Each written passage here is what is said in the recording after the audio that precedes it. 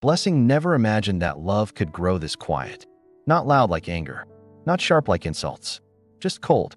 The kind of cold that creeps in slowly, the way harmattan air slips through a cracked window at night. You don't notice it at first. You only realize it when your bones start to ache. That night, the sky hung low and heavy.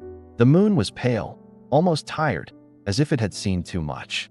Blessing stood outside the gate of the house she had called home for 11 years, her slippers soaked from the damp ground, her wrapper clutched tightly around her body. She knocked once. No answer. She knocked again, harder this time, her knuckles already stinging. Inside, she could hear the television murmuring. Voices. Laughter. People were awake. But no one came to open the door. That was when it hit her. They had locked her out. Blessing wasn't always this woman standing in the cold. There was a time when she was the first light in the house. The one who woke before dawn, boiled water, packed lunch, ironed shirts, and still found the energy to smile. She married Daniel with hope stitched into her chest, believing love meant endurance and patience. When Daniel lost his job, she stood by him. When the bills piled up, she sold her jewelry. When his pride shattered, she picked up extra shifts. People praised her. She's a good woman, they said. She's strong. But strength is dangerous when people get used to it. Slowly, Daniel changed. His silence grew longer. His words shorter. His eyes stopped looking at her and started looking through her. His mother moved in temporarily and never really left. Whispers followed Blessing everywhere in that house. She's too proud. She works too much. She doesn't know her place. Blessing swallowed it all. For peace. For love. For marriage. Until that night. It started as a simple delay. Blessing had stayed late at work because her boss needed help closing accounts. She called Daniel twice. No answer. She sent a message. I'll be home soon. When she finally arrived, the gate was locked. At first, she laughed softly, thinking it was a mistake.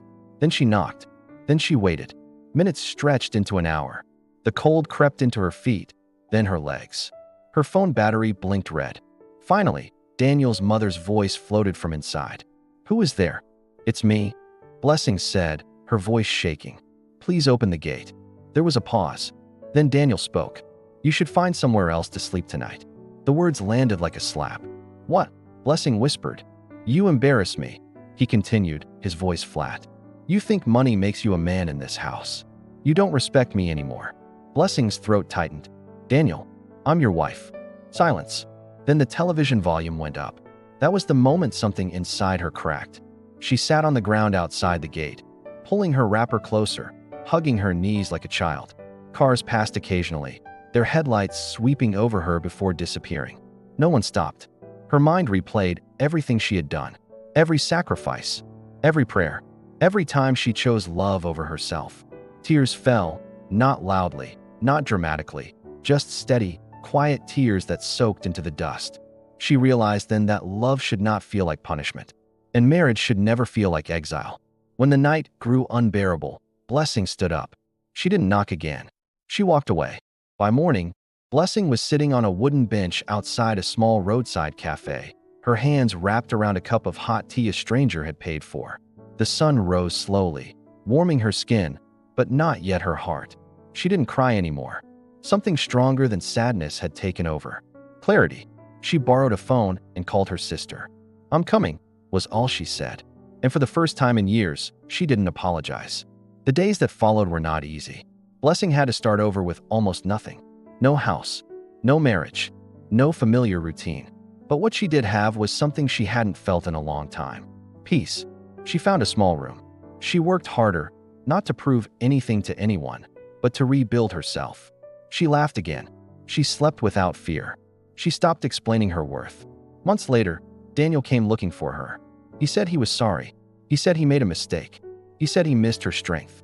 Blessing listened quietly. Then she said, I didn't lose myself to find you again. And she walked away.